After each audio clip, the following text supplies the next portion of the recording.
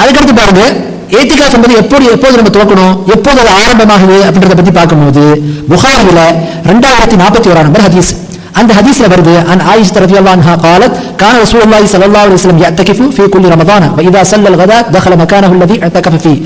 நபிகள் நாயகம் ஸல்லல்லாஹு அலைஹி வஸல்லம் அவர்கள் ஒவ்வொரு ரமலானிலும் ஏத்திகாஃப் இருப்பார்கள். சுபு தொழுவதும் ஏத்திகாஃப் இருக்கும் இடத்திற்கு சென்று விடுவார்கள். அப்ப இந்த ஹதீஸ் நமக்கு என்ன வருகிறது, யாராவது சொல்லுங்க பாக்கலாம்.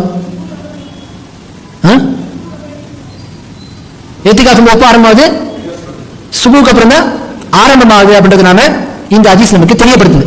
அப்ப சுபுக்கு அப்புறம் ஆரம்பமாகுதுன்னா நம்ம கடைசி 10 நாட்கள் ஏத்திகாஃப் இருக்கிறோம். அப்ப 21 நாள் ஃபஜ்ருக்கு அப்புறம் நம்ம ஏத்திகாஃப்ல இருந்தா அப்போ 21 நாள் இரவு நமக்கு கிடைக்காமல போகுது. அப்ப இது சம்பந்தமாக மார்க் அறிஞர்கள் தெளிவுபடுத்துறாங்க. இந்த ஹதீஸில் 21வது நாள் ஃபஜ்ர் தொழுகைக்கு பிறகு நபிகள் நாயகம் ஸல்லல்லாஹு அலைஹி வஸல்லம் தனது கூடாரத்திற்கு நுழைவார்கள் என்று வந்துள்ளது.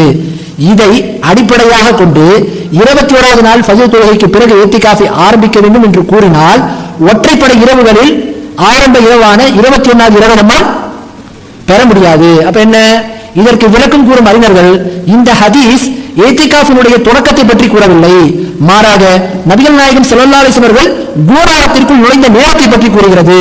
எனவே ரமலானின் 20வது நாளின் மகரிப் தொழுகைக்கு முன்னரே ஏத்திகாஃப் ஆரம்பமாகிறது என்று கூறுகிறார்கள். என்ன விளங்குது சொன்னா, நபிகள் நாயகம் ஸல்லல்லாஹு அலைஹி வஸல்லம் அவர்கள் 21வது நாள் அந்த இரவு கடந்ததுக்கு அப்புறம் பகல் வருது, அப்போது ஃபஜ்ர் தொழுகைக்கு அப்புறம் கூடாரத்துக்கு போனாங்கன்னு வருது.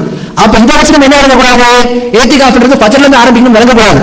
மாறாக அந்த இடத்துல நம்ம எப்படி அதை விளங்கிக் கொள்ள வேண்டும்னா, நபிகள் நாயகம் ஸல்லல்லாஹு அலைஹி வஸல்லம் அவர்கள் 21வது நாள் அந்த இரவு வருவதற்கு முன்பு சூரியன் மறையறதுக்கு மக்ரிப் தொழுகைக்கு முன்னாடியே பள்ளியில் நுழைந்து விட்டார்கள், இபாதத் செய்ய ஆரம்பிச்சாங்க, இரவெல்லாம் வந்து வணங்கினாங்க, மறுநாள் ஃபஜ்ர் தொழுததுக்கு அப்புறம் கூடாரத்திற்குள் சென்றார்கள் என்றுதான் நாம விளங்கிக் கொள்ள வேண்டும் அப்படின்றது என்ன செய்றாங்க, இதற்கு விளக்கமாக மார்க் அறிஞர்கள் தெரியப்படுத்துறாங்க.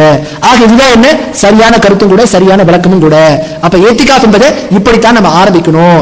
அந்த 20வது நோன்பு முடியுத அந்த நோன்பு திறப்பதற்கு முன்னாடி மகரிப் தொழுகைக்கு முன்னாடி நம்ம பள்ளியில நுழைஞ்சிடணும். அப்போதுதான் என்ன அந்த ஏத்திகாஃபுடைய நேரம் ஆரம்பமாகிறது.